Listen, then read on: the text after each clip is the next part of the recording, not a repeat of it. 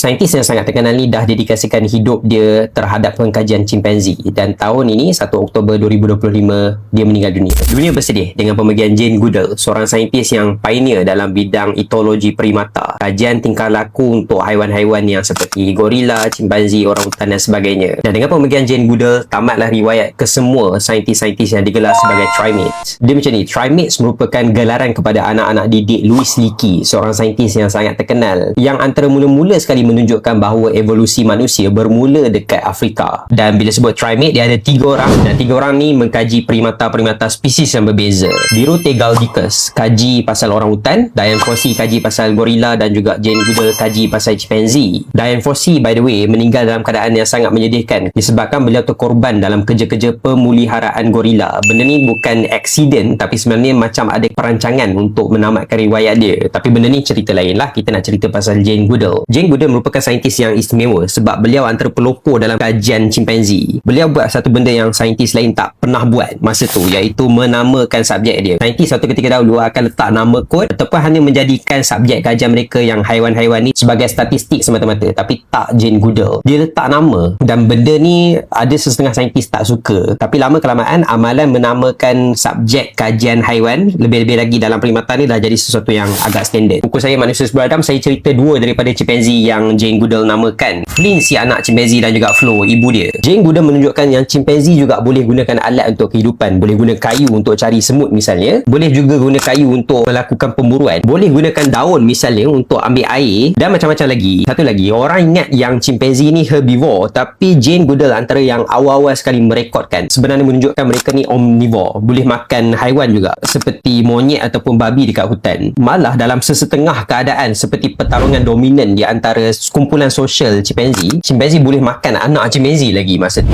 Jadi dia banyak mengubah persepsi kita terhadap chimpanzee. Antara dulu kita anggap yang chimpanzee ni haiwan yang taklah garang dan sebagainya, tapi Jane Goodall menunjukkan yang mereka ni sebenarnya boleh jadi sangat agresif dan bergaduh di antara satu sama lain. Benda ni bukan takat ajar kita banyak pasal chimpanzee, tapi ajar pasal evolusi kita sendiri. Dia meruntuhkan tembok psikologi yang selama ni kita pisahkan diri kita dengan spesies haiwan. Chimpanzee boleh gunakan alat, chimpanzee boleh menunjukkan kemahiran berfikir dan sebagainya, malah boleh lakukan keganasan yang infraspesies. Banyak ciri yang kita anggap hanya unik pada manusia seperti kecerdasan, empati, sifat agresif dan juga budaya sebenarnya sudah berakar jauh dalam sejarah evolusi manusia, berkongsi juga dengan haiwan-haiwan yang lain. Benda ni seperti mana yang ditulis oleh Darwin dalam Descent of Man. The difference in mind between man and the high animal, great as it is certainly one of degree, not of kind. Perbezaannya bukan jenis mutlak, tapi hanya berbeza dari sudut peringkat sahaja, degree. Contohnya betul, kita unik, manusia kita boleh gunakan bahasa, tapi haiwan-haiwan lain, kehidupan lain juga boleh menggunakan sistem komunikasi walaupun tak sekompleks kita.